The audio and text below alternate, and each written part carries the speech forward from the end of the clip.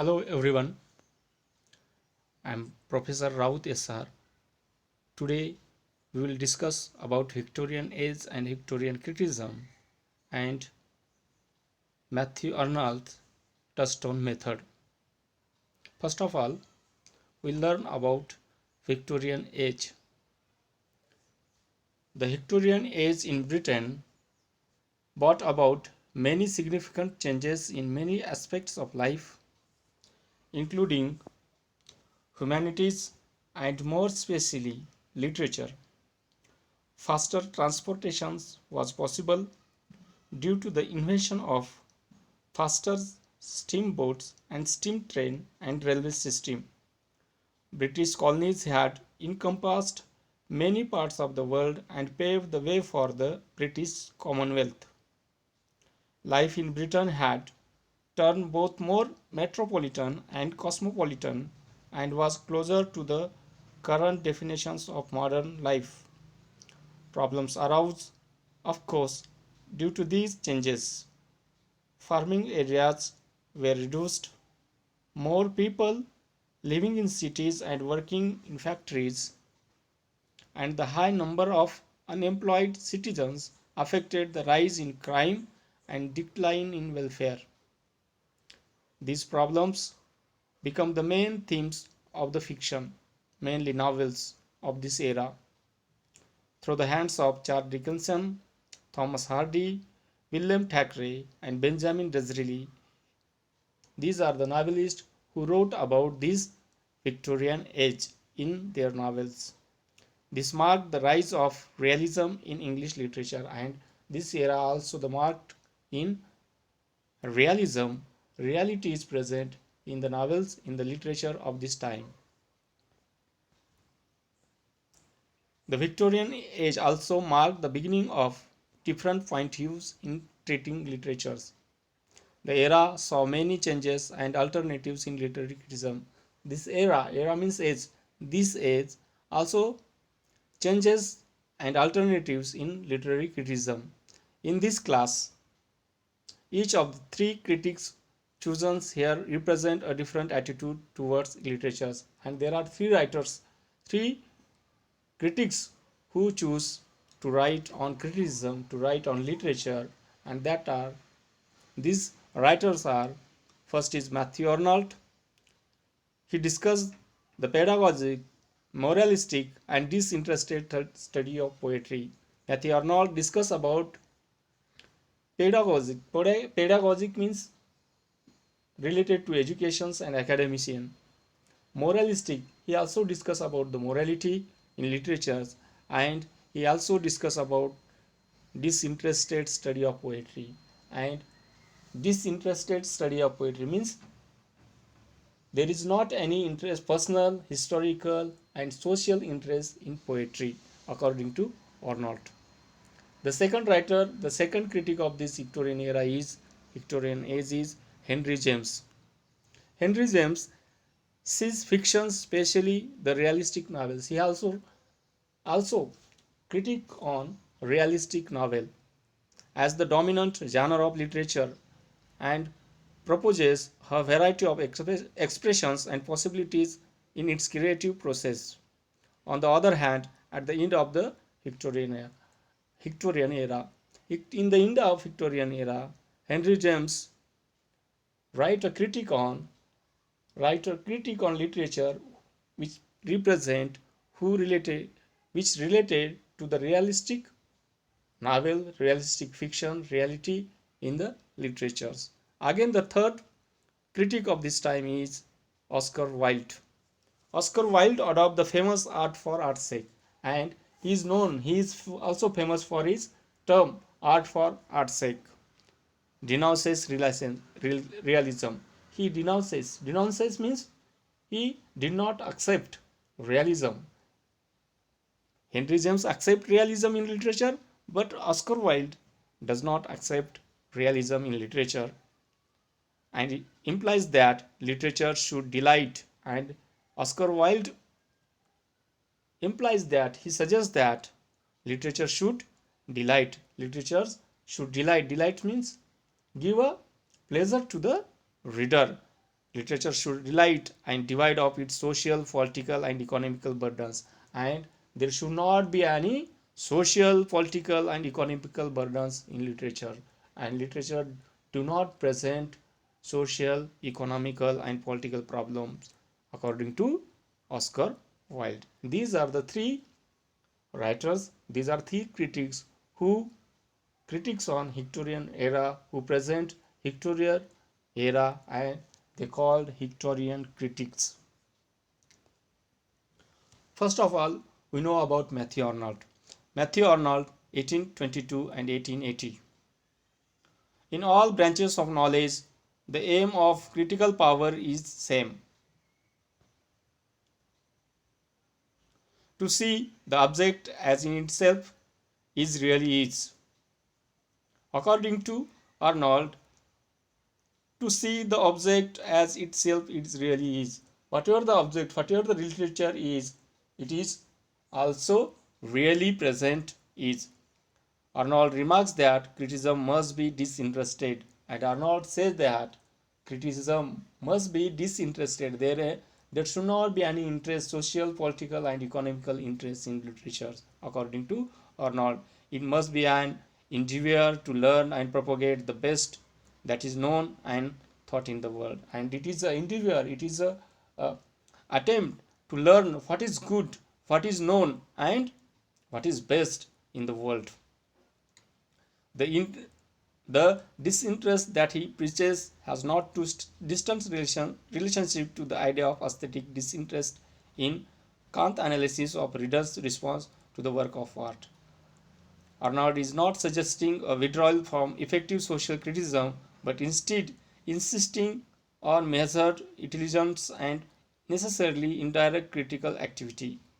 In the age marked by the emergence of historical criticism, Arnold argues in Study of Poetry. The Study of Poetry is a well-known book, well-known critical book written by Arnold.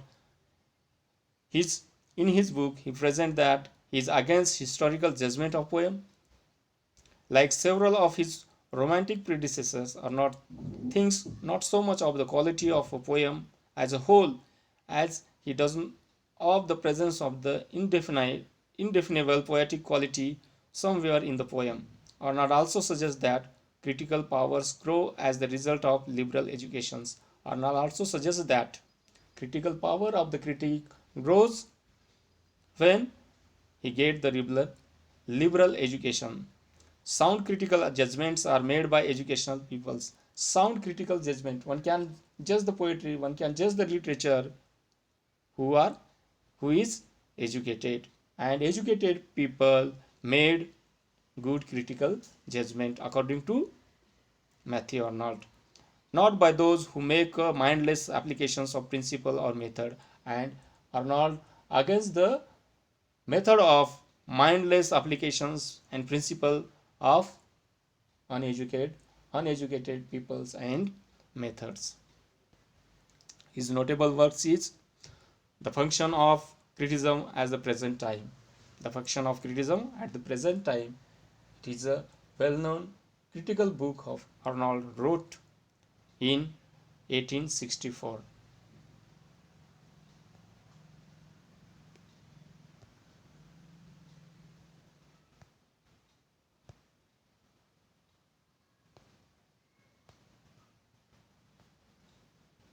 Second is Oscar Wilde. As a critic and a writer, Oscar Wilde was aesthetic, a person who believes that art should be enjoyed for its aesthetic purpose only, devoid of social and political importance. Arnold says that the critic should be disinterested, and Oscar Wilde also said that the critic should be disinterested in social and political importance as an aesthete, while embrace the art for art's sake concept. And he create a concept that is art for art's sake. Art for art's sake means art is only for art, not for social change, not for political change, not for any changes in the society. It is only for art, according to Oscar Wilde. This is evident in his essay defending the aesthetic movement and art for art's sake, titled Decay of Lying. The essay he has written, the book he has written, The Decay of Lying, and in this book he gives the concept that is art for art's sake. The essay in presented in a dialogue between Vivian and Cyril, as summarized by Vivian, it contains four doctrines, and this book contains four doctrines. Art never expresses anything but itself, and art, according to Oscar Wilde, art never expresses anything but itself. All bad art comes from returning to the life and nature. All arts, all books, all literatures come from life and natures, according to Oscar Wilde, and elevating them into ideals. Life imitates art far more than art imitates life. Lying, the telling of beautiful, untrue things, is the proper aim of art. Beside defending the aesthetic movement, the essay is also a stab at the realistic tendency of English literature at that time. The essay, The Decay of Lying, also criticizes, also against the realistic tendency of English literature at that time. Another critic of this time, the Victorian time, is Henry James. Beyond his fictions, James was one of the more important literary critics in history of the novel. James wrote many valuable critical articles on other novelists. Typical in his insightful book, Length Study of American Professor Nathaniel Hawthorne, Fanny assembled the New York edition of his fiction. In his final years, James wrote a series of prefaces that subjected his own work to the same searching, occasionally harsh criticism. In his classic essay, The Art of Fiction, Henry James wrote a classic essay. Its name is The Art of Fiction. He argued against rigid prescriptions on the novelist's choice of the subjects and method of treatment.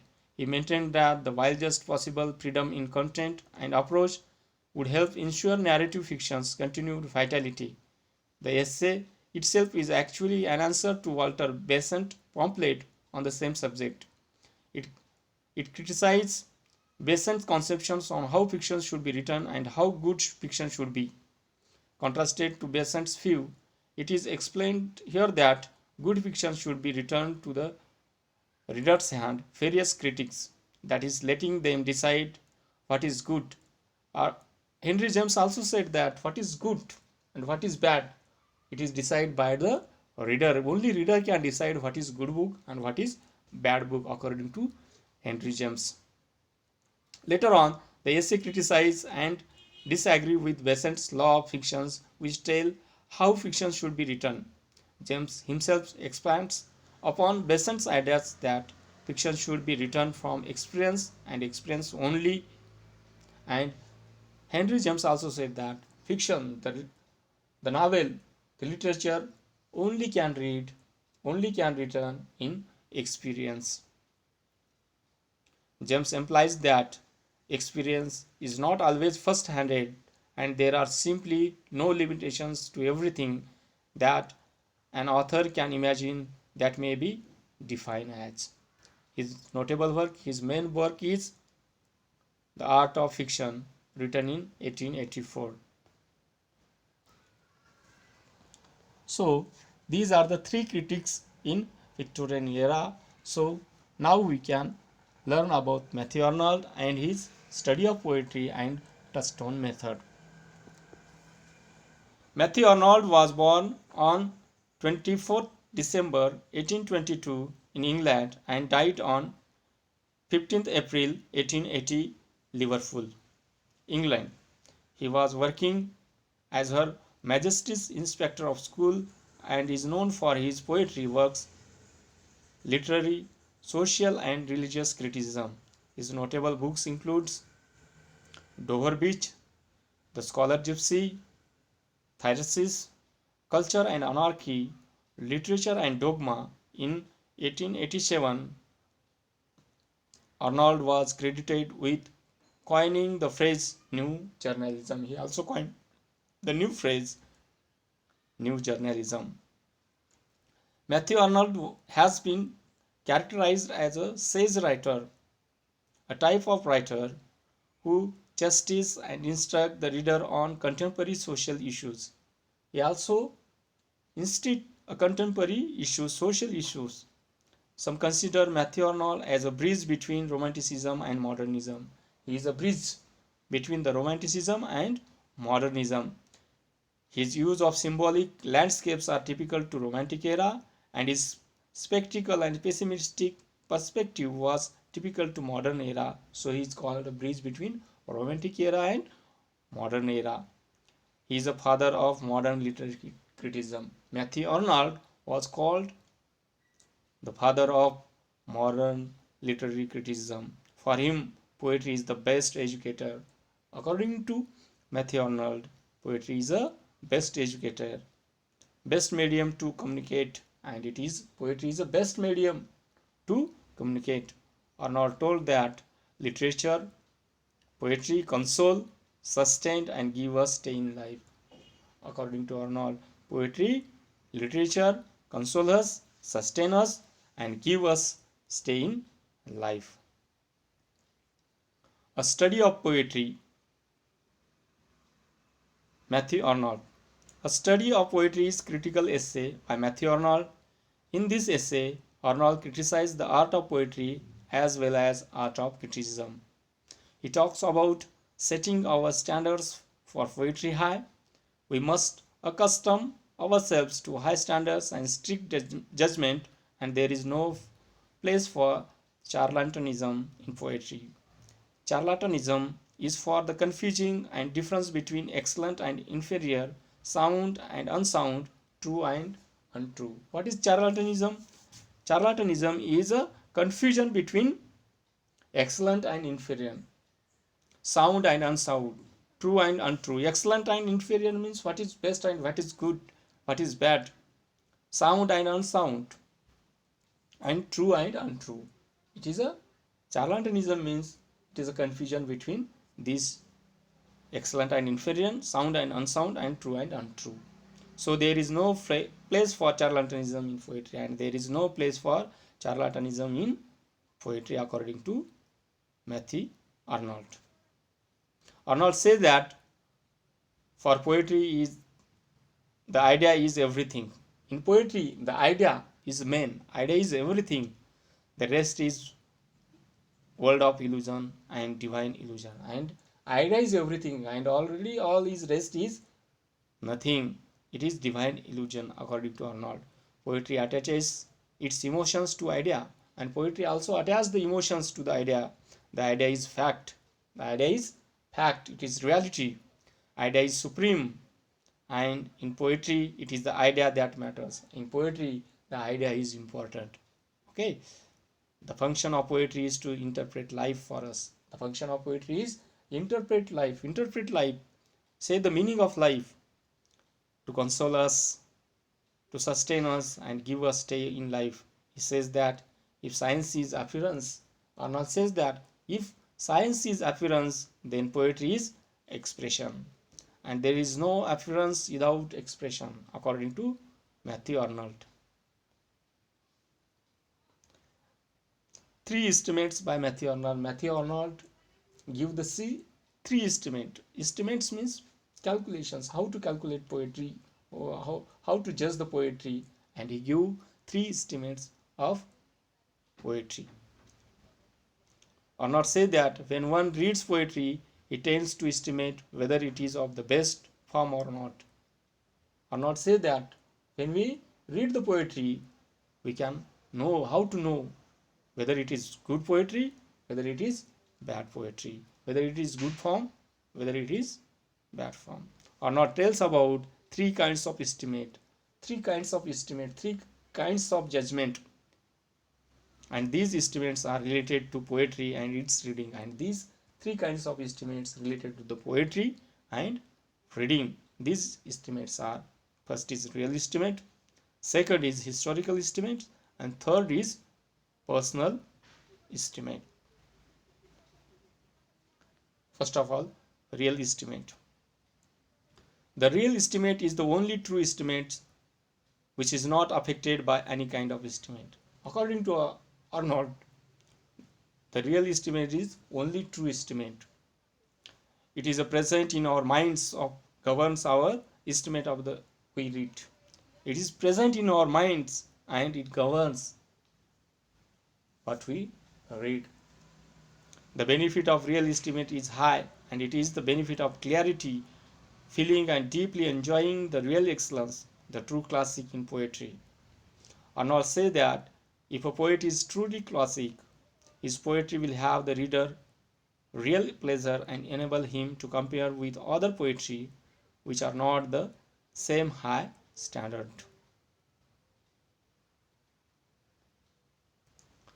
The second estimate is the real historic estimate. Historic estimate places the historic context above the value of art itself. Historic and personal estimate often overshadows the real estimate, but Arnold says that it is natural. It is fallacious estimate that deals with the poet's past. When we are affected by poet's historical background, we may easily consider his poetry of more importance than in reality it is.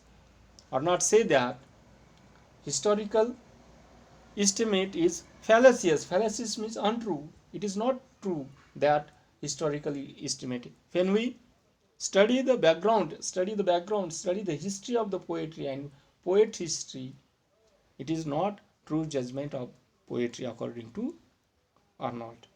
We must overrate it so that this type of fallacy is caused a judgment by the historical estimate. And Arnold says that if we historically judge the poetry and poet, it is fallacious and we cannot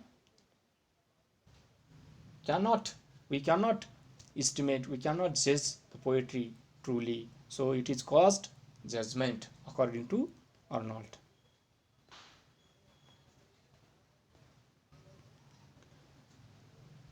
And third estimate is personal estimate. It is also fallacious estimate. It is also fallacious. Fallacious means untrue. It is also untrue. It is wrong estimate according to Matthew Arnold that deals with the contemporary poets. Our personal affinities, likings, and circumstances have great power to sway our estimate. In these estimates, our personal affinities, likings, and circumstances. Personal estimate is that our personal likings, dislikings, we can applicable to the poetry, that we cannot judge the poetry. We if we like one thing, but poetry is good, but there is possibility that we cannot judge the poetry if we apply the personal estimate to the poetry according to Matthew Arnold. Due to our personal likings, we give more importance to that poetry which does not deserve that much importance. So, second fallacy is our poetic judgment is caused by personal estimate. So, the second reason behind the judgment is that a personal estimate. If we apply the personal estimate, we cannot judge the poetry truly. It is also wrong that when we use the personal estimate while we judging the poetry according to Matthew Arnold. Then the main important note is that touchstone method. Touchstone method. To find which poetry is best, Matthew Arnold suggests a method known as touchstone method. This method was introduced into his work, The Study of Poetry. What is the purpose of this method? The first is select some best lines from well-known poetry, compare it with other poets, and define and evaluate with different measurement and pass the judgment. What is this touchstone method? We can select best lines from well-known poetry. We can select best known line from well-known poet, for example, well-known poet, famous poet, and we can compare with these lines to the other poet's poetry. We can again define and evaluate. We can define what is good and what is bad. We can make a evaluation of these two poets' lines, and we can use the different measurement, and we can pass the judgment. We can give the judgment the poetry is good or bad. Then what is touchstone? Touchstone is a hard stone used to determine whether the metal is pure gold, and if not, the degree to which the contents an alloy. The touchstone is used in history, the metal is pure gold or not. When we understand that, when we know that the metal is gold or not, we can use touchstone and apply to that stone to the gold, and we can know that whether the gold is pure gold or not.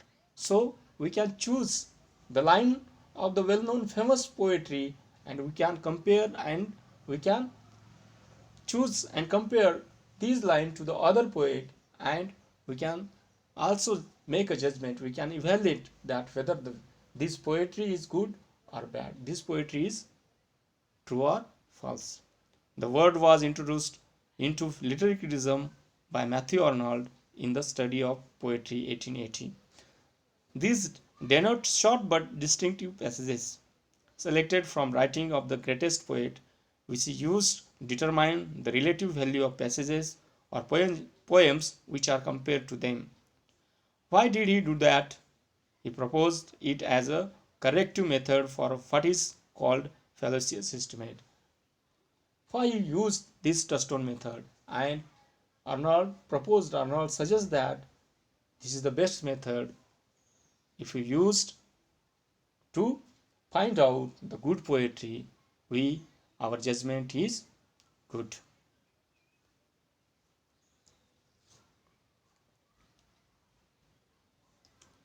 First, estimate of poem according to their historic importance in development of literatures. Why we use these touchstone methods? There is three estimate said by uh, Matthew Arnold, and first is estimate of poem according to their historic importance in development of literature. Second, estimate according to personal appeal to the individual critic. Personal likings and dislikings, these are the fallacious, these are the wrong estimate according to Matthew Arnold. The touchstone he proposed are passages from in touchstone method. Arnold used passages, lines from these poets. The first poet is Homer, the second poet is William Shakespeare, and third is John Milton, and fourth is Dante. All these poets, all these writers chosen by Matthew Arnold as a touchstone, because their passages have following qualities. Why he choose this writer? Why he choose this poet Homer, Shakespeare, Milton, and Dante? Because their passages have following qualities. These passages, they have following qualities. First is the possessions of very highest poetical quality. These poets they have very highest poetical quality. Second, characters of high quality. They have the high quality characters in their poetry. Both substance and matter on one hand, style and manner on other hand, have mark, accent, high beauty, worth and power. All these qualities are in these poets Homer, Shakespeare, Milton, and Dante. That's why Matthew Arnold chooses touchstone Homer's poetry, Shakespeare's poetry, Milton's poetry, and Dante's poetry. We can choose these poets' lines and compare to the other poets, and we can make the judgment the poetry is good or bad. High truth and high seriousness. They have also high truth in this poetry. In this poet, they have high truth and high seriousness.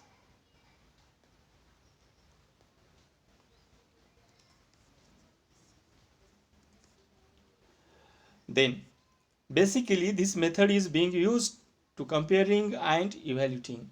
Basically, this method is to compare, to make a comparison and evaluating. Some model lines from the great masters of past will be used as a touchstone to test new poems. He quotes from Homer in his will is our peace. He also quotes from Shakespeare, if thou didst ever held me in thy heart, absent thee from felicity of while, and in this harsh world draw thy breath in pain to tell my story. From Milton he chose the line, and courage never to submit or yield, and what is else not to be overcome. These lines may be different, but there is one thing common in them, the very highest poetic quality. These few lines can guide us properly to judge our own and other poem properly.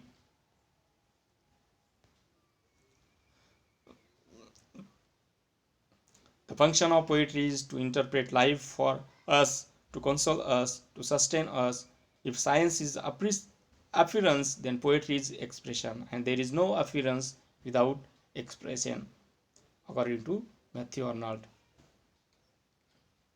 We often get confused by the fact that Chaucer, who is a father of modern English language, is not one of the touchstone method. When we applied the touchstone method, we confuse that why Matthew Arnold not choose Chaucer, a great poet, as a touchstone. He chose Homer, he chose Shakespeare, he chose Milton, he chose Dante, but not Chaucer. Why he not choose Chaucer? What is that prevented Chaucer from being one of the touchstones? The reason is that the works of Chaucer lack high truth. The works of Chaucer lacks high truth. There is not high truth in Chaucer poetry. That's why Matthew Arnold not choose as a touchstone in poetry. Matthew Arnold wanted, and so Chaucer is not one of the writers in Arnold touchstone method, which is used to determine the relative value of passage or poem. So